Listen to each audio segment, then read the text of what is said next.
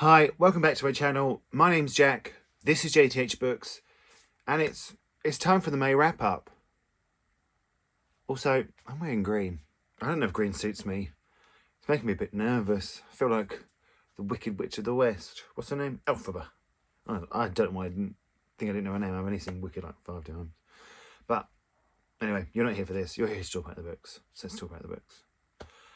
So before we check out how I did, let's quickly remind ourselves of the May TBR that I set. I'll link the video down below. But it was an exciting what title? An Excited and Vivid Inner Life by Paul Dalla Rosa. You Made a Fall of Death with Your Beauty by Akwaeke Emezi. If You Change Your Mind by Robby Webber. Love Radio by Ebony Ladelli. Whalebone Theatre by Joanna Quinn. Gay Bar, Why We Went Out by Jeremy Atherton Lynn. And I also added, if they arrived in time, it was Flip the Script by Lila Lee and Only on the Weekends by Dean Atta. So let's see how I did, shall we? So in May, in April, I read, I think the most I've ever read, 16 books. That did not happen in May. The reading went down. The reading went quite down. I think many things. I was trying to finish my Korean drama, The King's Affection, but I've had to give up on it. I've just had to give up on it. So yeah, I've given up. I'm going to start a new one. I want to watch the new Jisoo one. Well, it's not new anymore, but I'm too scared. You know my love for Jisoo, but I'm too scared. So I'll start another one this month, I think, and just forget that one. And also, the French Home's been on. If you know me, I love tennis. And that takes up a lot of my time. I'm missing it right now to film this video, you know? And that's how dedicated I am to this YouTube channel.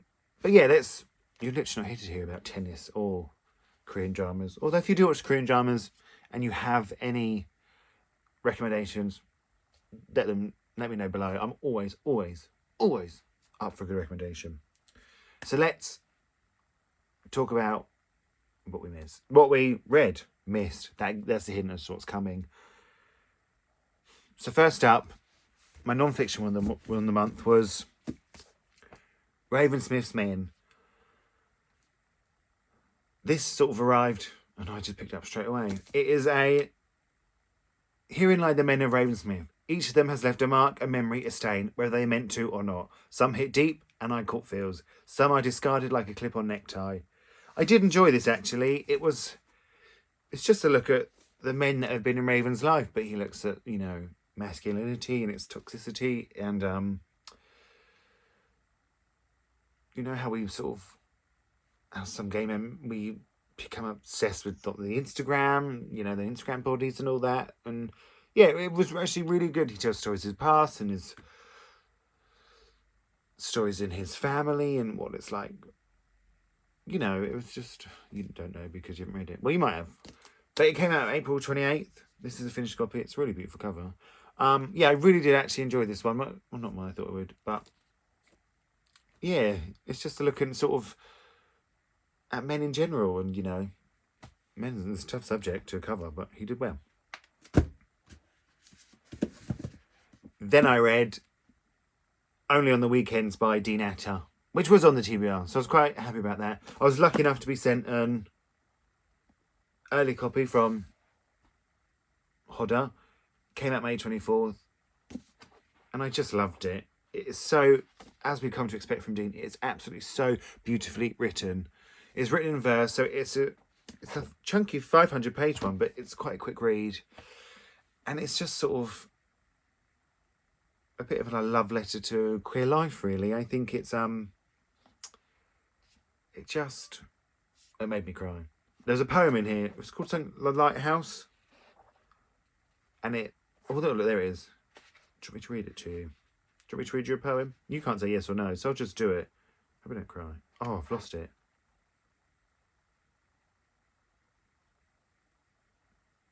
Now I've lost it. If I find it, I'll read it. But yeah, you follow Mac, who sort of gets to go out with his first crush, really, but his crush is still in the closet, and you know, he's not comfortable with public affection, and it's all a bit complicated for him. And then he moves to Glasgow with his dad, and he meets Finn, who's a trans boy, and sort of falls head over heels for him, but doesn't want to do anything because he's still got a boyfriend. And then it still becomes a bit of a love triangle, which we all know. We all hear those words, and we all want to not read that book, right? But it's handled so maturely and so delicately, and Dean's writing is so tender that it just works. It really does just work. I'm still trying to find the poem. Yeah, and here we go. My smile becomes a beacon, lighting up the whole room and the city beyond. On the top floor of a tower block, I am the lamp of a lighthouse. But I don't warn ships of danger. I signal to all queer people, it is safe here. We don't have to be careful here. We can finally be carefree. I got teary-eyed just reading it. See, it's just a love letter to queerness. I think Dean's one of the most phenomenal YA writers out there. I love The Black Flamingo. I love this. I might have to give a little cry.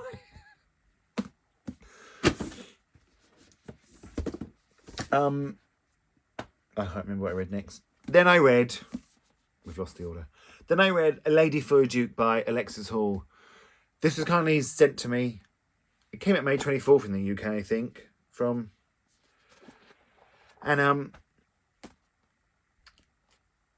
It's a hard one to explain, so I'm just going to read the back. When Viola Carroll was produced... When Viola Carroll... See, it's hard to read, let me explain. When Viola Carroll was presumed dead at Waterloo, she took the opportunity to live at last as herself.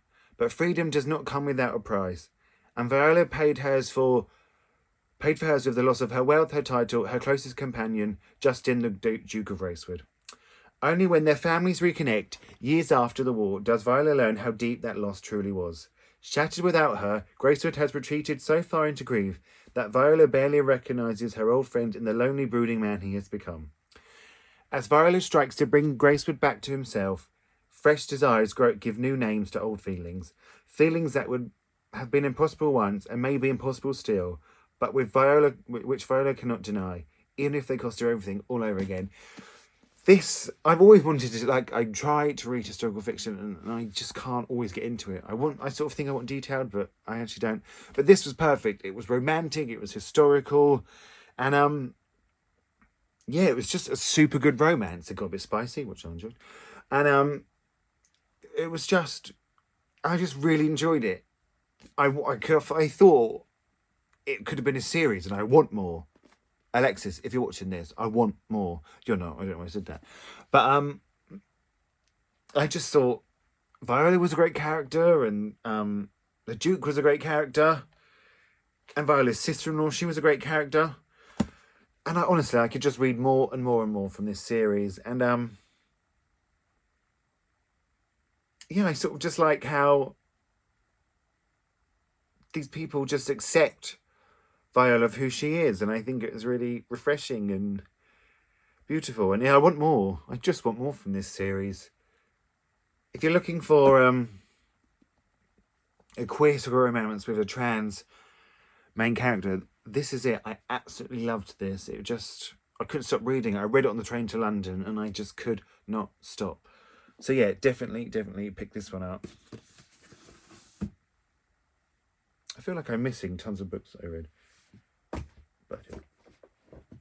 Then I read Akwaeke Emezi, You Made a Fool of Death with Your Beauty. Now, if you're on Instagram, Bookstagram, follow me, links down below. JTH Books over there. People have gone nuts for this book, and I'm not saying it's a bad book. Actually, when I went to London, I read it. I did a reading vlog, so I'll link that reading vlog down below, and you can see it as I read it. But it's good. It's good, and it's steamy, and it's a quick read, and it's fun, and it's romance. And I loved that the sort of two main characters were bisexual, and it was a fantastic rep. But it just, even just thinking of this book makes me laugh. The two main characters just fell for each other instantly. Like Faye, she was unsure what to do with her life and what. And she literally saw him and was like, I'm ready to be with this man forever. Even though she was sort of going out of his son. Or that, well, the son wanted to go out of her and she wasn't sure. Oh, my feet's gone dead, excuse me. And it just made me laugh so hard, which I don't think was the intention. And it's not bad. I'm not saying it's a bad book. It was just really funny. Even think of it makes me laugh. But yeah, if you want to see my thoughts, there's a link, reading vlog down link below. So definitely check that one out. And then I read An Exciting and Vivid Inner Life, 2 in a row from the TBR. Hats off to you, Jack. Which is a short story collection. And I enjoyed most of these short stories, actually. They're all but one were queer, and there was sort of a sadness to most of them, which I really enjoyed. But there was one, I can't remember. One was just about a cat that kept attacking his roommate, and I didn't get it. I didn't get that one at all. I thought, what the bloody hell am I reading? But the other ones I really enjoyed. They were hot and they were queer. And yeah, if you're looking for a short story collection that's not too much, not too heavy, and queer, definitely pick this one up. This is out from Serpent's Tail. I don't know, it comes out in June, I think. Or it might already be out, but you can check that out, can't you? 2nd of June. Yeah, some brilliant stories in here. But it's just that one I didn't get. But then I read If You Change Your Mind by Robby Webber. I loved this book. It's just sort of the perfect summer rom-com to read. It was Harry who's dealing with his heartbreak, and then let's try that again. It was Harry who's trying to win a screenwriting competition and dealing with his first heartbreak, and then Grant, his ex-boyfriend, comes back, and Harry's sort of a bit shocked what to do, but he's sort of starting to like this other boy called Logan. I was going to call him Lloyd. But yeah, it was really sweet. It was sort of light and fluffy and the perfect rom-com, and I actually loved it. And there was like, you got to read, at the beginning of each chapter, I guess rather than little chapters, you got to read the screenplay he was writing, which was really interesting. And it was just fun. It's honestly, if you're looking for a queer summer rom-com, that's just 2 young guys falling in love, hit this book up. It's out now. Well, it's out now in America. It's out June 7th, I believe, in the UK. But yeah, I really, really love this. I can't wait to see what Robby writes next, because I enjoyed this. Then, this was sent to me, so it wasn't on the TBR. It showed up at my door and I had to pick it up right away. It was Just by Looking at Him by Ryan O'Connell. Now, Ryan is the writer and the star of Special on Netflix. And this is his debut novel. And I really, really enjoyed it. It's very spicy. It's very queer and very spicy.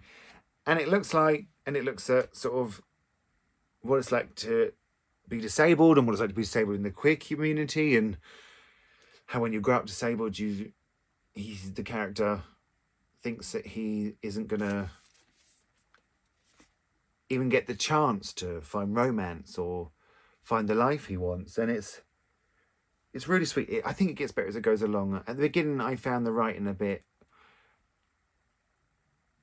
clunky and I couldn't quite find the rhythm of it, but as it goes on, it just got better and better, and I loved where the story went. I thought it was really poignant and really sweet, and spicy. I had a few spicy books this month. I'm not used to that, but this definitely got spicy. You know, this is not for children. It got a bit rude, but yeah, I hope Ryan writes more books in the future, to be honest, because I really enjoyed this one. And he's a TV writer. Shall I read you the blurb? I don't explain what it's about today. Elliot is a TV writer with a perfect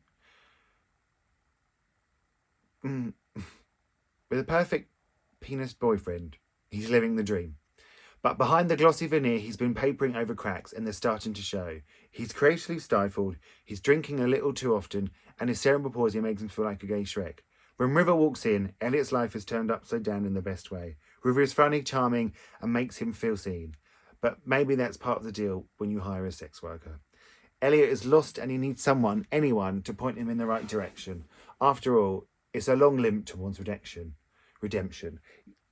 Yeah, like I said, you know, sex workers, it's got a lot of sex in it. It does get a bit rude. If I've sunk lower, it's because my feet have gone numb, so we're having to deal with it. I hope you can still see me. But yeah, definitely check this one out.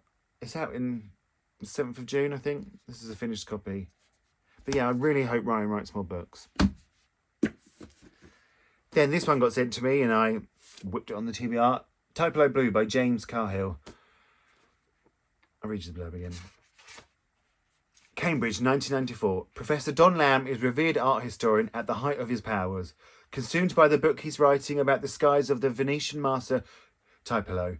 However, his academic brilliance belies a deep inexperience of life and love. When an explosive piece of contemporary art is installed on the lawn of his college, it sets in motion Don's abrupt departure from Cambridge to take up a role at South London Museum. There he befriends Ben, a young artist who draws him into the anarchic 1990s British art scene and the nightlife of Soho. Over the course of one long hot summer, Don glimpses a liberating new existence. But his epiphany is also a moment of self-reckoning, as his altered friendship and his own unexamined past are revealed to him in a devastating new light. As Don's life unravels, he suffers a fall from grace that shatters his world into pieces. And just look at that end paper. And this is just the proof. The end paper is also on the finished copy. But I bloody love this book. At the beginning, like, nothing happens and he's just talking about art. I think you have to sort of, if you find people talking about art boring, this will not be for you. But I just loved this book. I absolutely loved it. It's such beautiful writing. The prose just flows. The prose just flows. It does. I made that seem like a joke with that song, but I wasn't joking. I think James Cahill was a phenomenal writer. I cannot wait to see what he does next. Yeah, you get these chapters into his queer life that just kept me hooked, and this book feels just like a slow descent from where he was to where he ends up. And I don't want to spoil where he ends up, but I could not put it down. It was so gradual and it was so enticing. Like, you just want to know what happens to his life and how he sort of just accepts what happens to him, and how he finds part of himself. And I just thought it was brilliant. I really, really enjoyed this one. I cannot recommend this enough. Like, I will say, like, I was sort of 140, 50 pages and I thought nothing's actually happened. But I was so down for the ride that it didn't bother me. I was just swept away by the writing. I loved him talking about the art. And I can almost read it again, really. I loved it. I loved it. And then lastly this month, another one that was on the TBR, didn't do very well, did I? Was Out of the Blue by Jason June. It's got to be damaged because I fell asleep reading it. But this wasn't my favourite, I have to say. In this book you follow Crest, who is a mer person, and then to fully become a mer person or something, they have to go on land and help someone. They have to do it over the course of a month. They get a month to do it. And then once they've helped someone complete their journey, they complete their journey, and then they can go back and be full-time mer. And so Crest comes on land, and so Crest comes up on land, and they wash up on shore, and the other character we follow, Sean, runs over to them because he's a lifeguard. And then Sean checks that they're alive, and Crest, who becomes Rosa, is like, yeah. And then they just go to lunch together, and then then Sean's like telling them all their problems, and then Chris is like, yeah, I'll help you. Instantly. It was a bit instant, but I did prefer the first half to the second half. I love what Jason June says about gender in this. You know, the mer people, they sort of all refer to themselves as they, and they come on land and talk about how obsessed with gender we are, which is very true. And I also really liked that Sean, the other character in this, is he's a bigger guy and he's got a hairy chest. You know, we don't get that often in in queer YA, you know. He normally, you know, they're all 6 foot, 6-pack models, because yeah, everyone's a model in high school, right? But so I really like those aspects, but the rest of it, it's not bad. As the great philosopher Jisoo once said, not bad, but not good. And towards the second half, it just gets really tropey, miscommunication from both ends. One ends and then the other one starts. And it was a hard pill to swallow. Yeah, so it was a bit instant. It was a bit tropey. It was a bit... It's not bad. I'm not saying that. My face is scrunched up. But, yeah, I know some people have loved it. I know a lot of people will love it. But for me, you know, and I know it's YA. I do know it is YA. But Robby Webber's YA, and I thought that was much better. This was just a bit... Naff. Not naff, that was harsh. Ignore that I said naff. So yeah, that was it for me this month. Let's see how many we read. I say we a lot, don't I? 1, 2, 3, 4, 5, 6, 7, 8, 9. 9. That's not bad. That's more than I had on my TBR, I think. So, let me know if you're going to watch. That's because I was thinking about a Korean drama. Let me know if you've got any recommendations for Korean dramas. Let me know if you're going to read any of these or you have read any and what you thought of them. So yeah, thank you so much for watching. Hit the subscribe button, hit the bell, give it a thumbs up. And I'm sure I'll be back soon with a new video. Don't hold me to that, but it's been pretty regular so far. I'm quite proud of myself. Yeah, I'll speak to you all really soon.